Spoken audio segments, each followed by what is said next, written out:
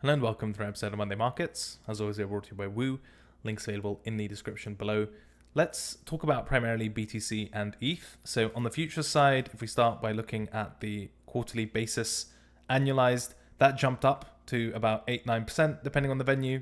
Price jumped up as well, so that's not a terribly surprising setup. It would be a lot weirder if we had a huge ramp up in quarterly premiums or quarterly basis and price were to stay flat.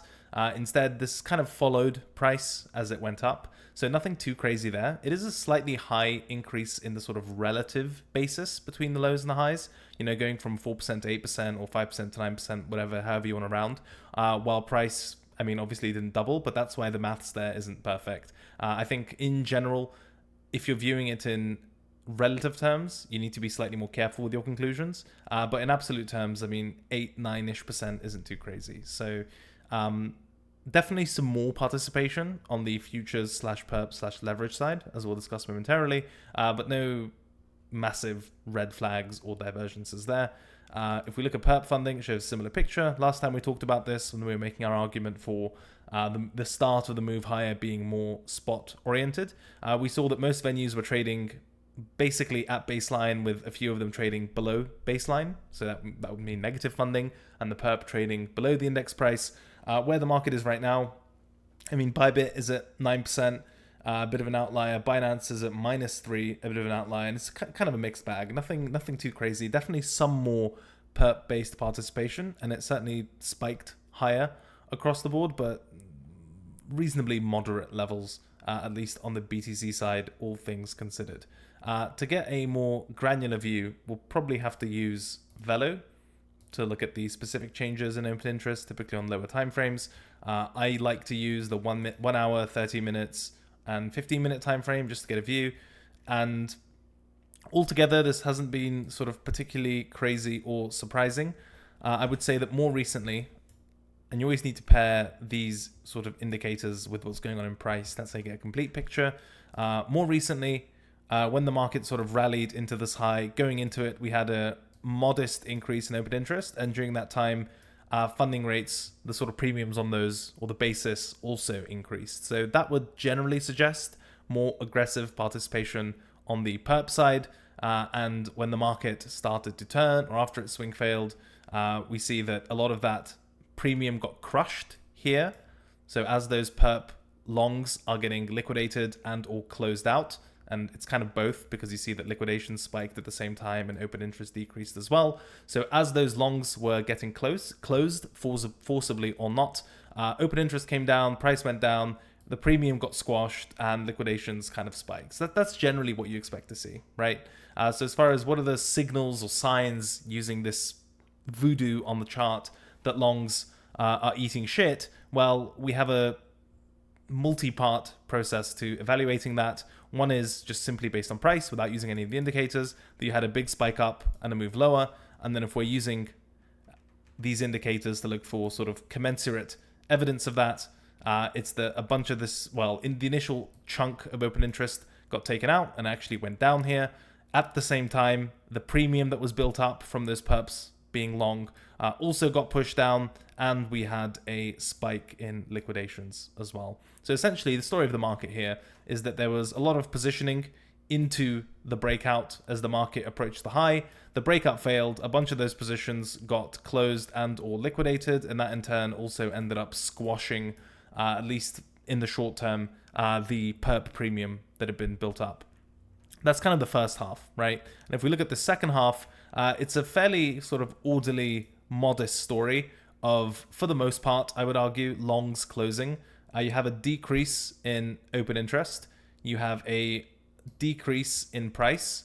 And for the most part, perp premiums have also been coming down. So that would generally suggest that the dominant hand in the market is longs closing. Also some longs getting liquidated for sure, especially on some of those wicks, as you can see here. But these aren't kind of outlandish outlier type of numbers. Certainly compared to even recently on the same time frame, the offsides positioning that we saw from the short side as the market was sort of rallying through here, in relative terms, this is pretty controlled as far as the market being pushed down primarily by longs closing. So that's more of a commentary side of things in terms of it's nice to learn a tool when you have someone talking you through even hindsight stuff as to what happened. Now, in terms of looking forward, what might become interesting on this front, well, if the market is moving lower on decreasing open interest, there are a couple of interesting things that can happen. The first one that comes to mind is, for the most part, once open interest starts to just kind of flatten out and those longs stop closing for the most part, that generally gives a bit of a relief bounce. Nothing crazy, just like very low time frame. Think of it as a controlled TWAP style selling being lifted and switched off. So that gives the market a bit of breathing room. That's not super interesting. Again, it's more of a short-term reversion signal, but just something to be aware of if you're looking for really low time frame trend reversal. The more interesting thing would be if we see a significant shift in specifically open interest as price sort of either continues to move lower or even starts to rip higher, right? So we want these things to become divergent, right? As we discussed in the last episode, degree and divergence, or whatever those two Ds were. I make all my shit up, so there's no specific nomenclature. Is that a word? Nomenclature here. I think what would be interesting is if we were to see a divergence between those two things. So, for example, suppose that price starts to go down more steeply, right, from this to something like this, and we'd actually start to see an increase in open interest, and for the perp basis to start to get squashed as well. That would indicate that on the more aggressive leg of the move, as price is starting to trade lower, you have fresh shorts entering the market as open interest is increasing, and our supplementary bit of evidence that these are fresh shorts entering the market would be significant sell pressure on the perp, pushing it below the index price, and therefore sort of creating a baseline or negative type of funding scenario. So again, you see that even to make the argument for aggressive shorts, it needs a multi-part process. We need price to line up and get pushed lower, ideally with a more sort of aggressive or steeper trend. You want to see an increase in open interest to then make the case that this is fresh positioning, and you want the funding rate to reflect that by trading closer to baseline or even being negative to suggest that it's the perp that's being pushed down. These are all sort of puzzle pieces, and you must use them together to come to sort of coherent picture. So if that were to happen, those kinds of setups for the purpose of being aggressive, they're always interesting to note if and when they happen around high time frame inflection points or areas of support. So then if you were to have 62.4, just making this up, as your level of support, and you start to see that kind of steepening trend, increase in open interest, funding got squashed, then that's somewhere where you can start to make an argument for, I'm going to look for signs of absorption at support, because this fresh chunk of shorts that just entered the market, they're potentially vulnerable. And if the market doesn't go their way, then that could actually lead to a squeeze higher, and those positions would be forced to puke, right? So at least you know that when you're trading the support, it's not from just a blind support resistance point of view. Not that there's anything wrong with that, but at least you've got this kind of futures-based supplementary argument that there is actually some aggressive positioning here that would make for a good target for a squeeze, right? So that's just one example. Another example would be, for example, if price continues to move lower or moves aggressively, say, open interest starts to increase. So again, fresh positioning as the market is moving lower.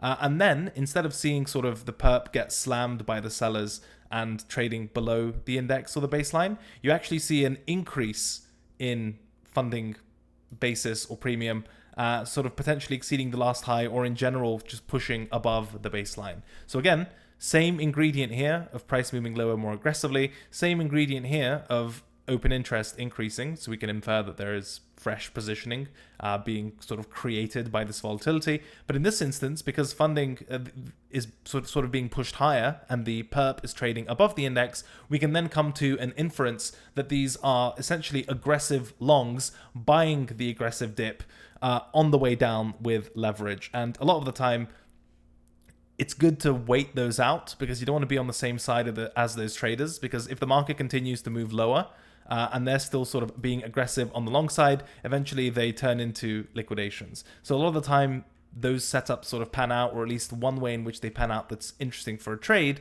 is that you essentially ignore them as they buy the dip with leverage. And normally, as they're eating shit, it usually ends up in one big puke, one big spike, open interest, craters as well, funding completely reverts from whatever premium was built up all the way back to baseline or possibly negative, and you also see a spike in liquidations. And so that the trade idea there is essentially that the cohort that was buying the dip too early with leverage on the way down has been wiped out, and now the market, having lifted that overhang, can go up. And again, confluence as always, if that happens into whatever area of high time frame support, all the better, right? All the better. You sort of have liquidations into high time frame support as a sort of additional mean reversion signal, whereas in the first example, it was less liquidation driven and more just aggressive positioning waiting to be squeezed, right? So again, the second example, hey, these people blew up and they blew up into support, fuck them, let's buy. And in the first example, it's more of, okay, sellers are deciding to sell at a really bad price, and if it goes slightly against them, there's a good buy opportunity there, and they may act as fuel on a reversal. So again, that might sound like a distinction without a difference, but you can see that even if most things line up, you can really get different setups based on how these things start to align. It can also be used contextually, as you can imagine, to come to potentially an early determination as to whether a support level is going to hold or not. It depends entirely on the positioning. So for example, if you have an earlier level of support, let's say somewhere here, and during that time, okay, let's say this is our early support here, right? And during that time, you see open interest increasing, premiums spiking as well, and you know that traders are buying the dip with leverage into support potentially early, like especially if you have like a 3 out of 5 level here and then a 5 out of 5 level below it. Sometimes the contextual consideration is that, yeah, okay, it's at support, but these guys are being really aggressive buying the dip with leverage into it. Maybe it holds, but I would prefer that those traders get wiped out, create all these liquidations, and then I can scoop them up at the better level as opposed to at the meh level comparatively. So just, even in this kind of micro example, in the low time frame variations that we've gone over, we have setups that rely on liquidations. We have setups that rely on aggressive positioning at a bad time. We have setups that rely on weak levels holding in favor of strong levels, and that's all using, fairly straightforward open interest, perp premium, and price action type of stuff. So for the most part, again, I don't want to cram too much in these videos, but that's just, there's just a couple of examples of how these things can contextually make sense. And there are plenty more. I could probably do a video like this every Monday markets of going over open interest, funding related stuff. We can also look at some spot order books and CVDs and deltas and other things. If any of that is interesting, let me know. I will always be honest on this show. I'm definitely rusty as far as low time frame execution because I've been focused on other things, as you can imagine. But just the muscle memory and the experience from having done this stuff for ages is still there. So if it's still interesting, I'm happy to yap and ramble through it. Maybe we can even do a live stream session where I can answer your questions if you happen to have any. So yeah, futures stuff aside, let's take a look at the technicals. Monthly time frame, not going to come to any different conclusions. 5 days left. As long as it closes above 58, 59k, it's still a bullish monthly, even if it's been sort of testing our patience. On the weekly time frame, this is kind of the more interesting time frame. Bearish market structure is still intact. Again, unlike a couple of the other episodes, there's at least emerging evidence of market structure reversal because we had high, low, lower high, lower low, lower high, higher low. So this is early, right? Potential higher low here. And then the higher high would take place here. And that would be late. So from market structure point of view, the way these things always develop is you'll have, as discussed on Casual Friday, some market structure purists say, well, this lower higher low is inconsequential because it hasn't led to a higher high. Well, how what good does this higher low serve if it only becomes actionable, at 70k plus? At that point, in my view, it's a different signal. It's a breakout signal and much less market structure oriented. To me, I prefer taking the idea of looking at these things as trade-offs, which is that if you want the better entry with more risk on a potential higher low, you do business as close to the higher low as you can. If you want the more confirmed entry for a worse price, you essentially breakout trade the higher high at 70k plus. Okay, that's kind of the picture of market structure. As far as levels go, unsurprisingly, I don't disagree with Don as having this as the weekly cluster. I think the weekly cluster at best gives you neutral, if not a bearish view. because it closed sort of at this level of resistance. I don't think that's an outright short in itself. That's a pretty tough trade to set up technically, I think. But in terms of directional bias, it's definitely not a green flag from a market structure point of view, because there is still a dominant market structure present. And as we discussed on the line chart, the dominant market structure is down for the moment. Are there signs of reversal? Yes, because there's a tentative higher low, but that in itself is generally not enough to shift the picture completely. It's more of a pick your poison, you know, gamble on the higher low or wait for the higher high. There's no free lunch. If you gamble on the higher low and you're wrong, well then obviously you'll just break down and eat your entry. If you gamble on the higher high and you're wrong, you're just buying the breakout, buying the top essentially, and you're wrong. And there are also ways in which you can be right and still be wrong, because that's the joy of trading. You know, as we discussed with the Casual Friday example, there's a world in which you wait for the higher high, it breaks, this gives you the confirmation, you enter, but the market structure still continues to develop and actually pulls back, makes a real higher low, so to speak, and then shoots off. But this leg between where you bought the confirmed higher high and puked the breakout into what ended up being the higher low, you can still lose the trade even if your read on market structure was correct. So again, if there's anything this channel does well, hopefully it can convey the idea that there's no risk-free trade, no free lunch. So weekly time frame, yes, not going to say the same thing over again. Still weekly resistance, still bearish weekly market structure, but not arguably not as bad as before if you want to be aggressive, because at least we didn't make a lower low from this rejection.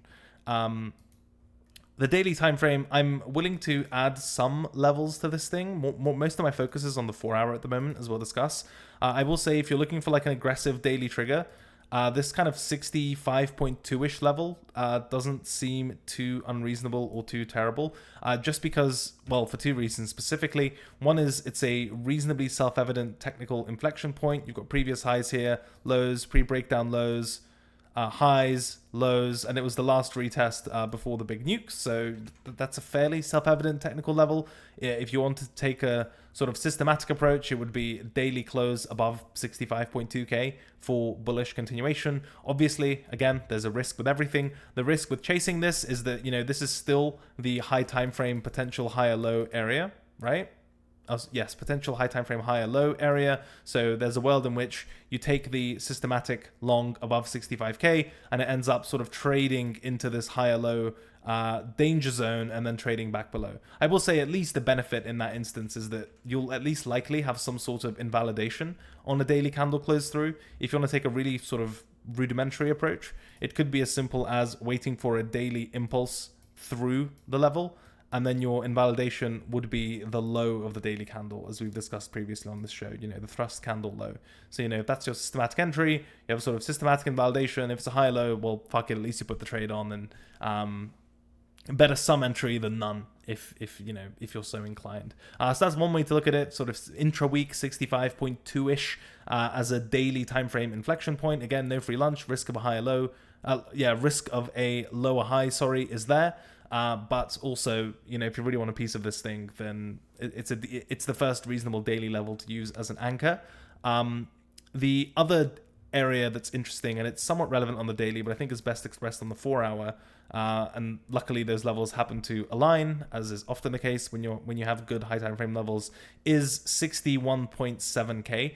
This is a bit of a tricky one. I think in general, if the market immediately comes back to retest these types of very clean, very self-evident breakout levels, it's not a good thing. As we discussed ad nauseam in the sort of futures order flow type of section, to some extent it depends how it gets there. Like, you know, if there's a bunch of longs buying the dip the entire way down and then it pukes into the level, that's a very different setup to the market just grinding down into the level the entire time and longs continuing to add aggressively the whole way while the market's moving against them, right? So if you're in the mood for contextual type of distinctions, this sort of 61.7k level, if the market were to get there, is a really good place to perform that type of analysis. But purely in terms of, this is Monday markets, tell me what matters and what you're looking at, this is really it, right? It's the high time frame, but also very clear on low time frame 61.7k level as the nearest support. And if you're more kind of, okay, I don't care where this dip is going to go, I want strength, it's a bit dodgy because this entire area is arguably a higher low trap, but better something than nothing, and that something candidate for me is 65.2k plus. And that's I think those are the two most important levels that define the consolidation we're in at the moment. Not even consolidation, just kind of areas we're trading in. For those of you on much lower time frames, the lowest I'd be willing to go to find half decent levels would be the 4-hour sort of last shelf before the breakdown. It was really nicely held up and then retested. So if you're looking for like an early inflection point between those levels for really short-term trading, that's probably the lowest I'd be comfortable having on my charts, kind of 63.9, 64K as an inflection point. So if you know, this is the roadmap, I think, intra-week. 61.7, 65.2, and then 64. That's as straightforward, I think, as I can make it. Has anything crazy happened while I've been chatting? No, still similar type of behavior. Well, at least premiums aren't going up at the same time as, I mean, depends. Once open interest kind of either washes out or starts to increase, that'd be good. But again, this is generally still suggestive of longs, somewhat, I guess, in an organized fashion closing. Right, so nothing too divergent or crazy there yet. That's BTC. Hopefully that was helpful or made sense to some extent, or at least the first part of this show did. ETH is less interesting. Again, I mean, ETH BTC is continuing to bleed. I'm not a huge fan of stepping in front of that, at least without really strong ETH USD evidence or some other fundamental cyclical thesis. On the ETH USD front, I mean, this kind of just went for the high and failed, so that's kind of tough. There may be a world in which it trades back to the weekly level itself, and I think that might be puntable simply because it's still a weekly level and it's, you know, we have a decent cluster of lows built up at this range low. It would be rough for the market to immediately trade back there, but just, you know, eyeballing this thing, if it chooses to trade into this daily cluster after spiking the lows of the range, that might be interesting, but ETH is not a priority for me given how the chart looks. Monthly time frame I don't look at. Weekly, looks like we had a bounce and the bounce is kind of starting to pull back. That's not the end of the world. It's the weekly closes that are important. But then looking at the daily and the 4-hour, there was a clear attempt to break out from this consolidation in one form or another. And that attempt was unsuccessful. So if I want a piece of this, the risk, as always, is that essentially this is the breakdown, weak bounce, continuation. So if you want to pique my interest here, it'll have to be at extremities. So that raises the question, where are the extremities for ETH? I think it would have to be below the chunk of lows built up at 2,500 or on a real sort of breakout attempt through 2,700. And then we can sort of talk about the larger time frame gap fill that Don was discussing. I think if you want a clearer kind of position for strength signal, trading back above the lows at 2880, 2870 is probably my favorite signal for this thing, just because not only is this a very sort of self-evident support resistance level, but also there's a big sort of gap left here from this very one-sided cluster of selling. And usually if you sort of reclaim the area in the volume profile, which is a sort of high volume node or a big cluster of trading, and then the rest of it is quite thin, you tend to fill in the thin parts a lot quicker. Right, so you get through the chunk, which happens to be the support resistance level and sort of confirmed by volume profile, whatever else, just where the chunk of the trading was done. Once you get through that, the sort of rest of it essentially is a lot easier. The market becomes a lot lighter once you get past those clusters. So from a high time frame, 2800 plus is still, I think, better than doing business here. If you're going to do business closer to the market, I'm not a fan of you know, the half-assed attempt to break out from this range that immediately retraced. So even just in terms of basic TA, when you have this type of structure, range high, range low, this fails, especially if there are nice lows built up towards the extremity. I'd like to do business at that extremity and not in the mid-range. So you could get a medium time frame bounce from 2600 or whatever, but for me, just eyeballing this, you know, 2025 is at a much better level for some sort of washout liquidation bounce or anything else. A plus is 2800. B rated, C plus, B is 2500. Anything else is not interesting. And again, you have to always pair that against trading something else like BTC or Solana, which is stronger than ETH today, and so on and so forth. I think this video is too long. I'm going to shut up. Hopefully, at least the first part of it was useful. Let me know if it should become a regular fixture in Monday markets. Do we just look over future stuff, maybe answer some questions, or add any other indicators you want me to talk about or anything else? Hope this was somewhat helpful. Hope you all have a wonderful start to your week. Thank you to Woo for supporting the show. They're genuinely cool. Links available in the description for centralized exchange needs. Check them out. Thank you. I'm going to shut up. Have a wonderful day. Bye-bye.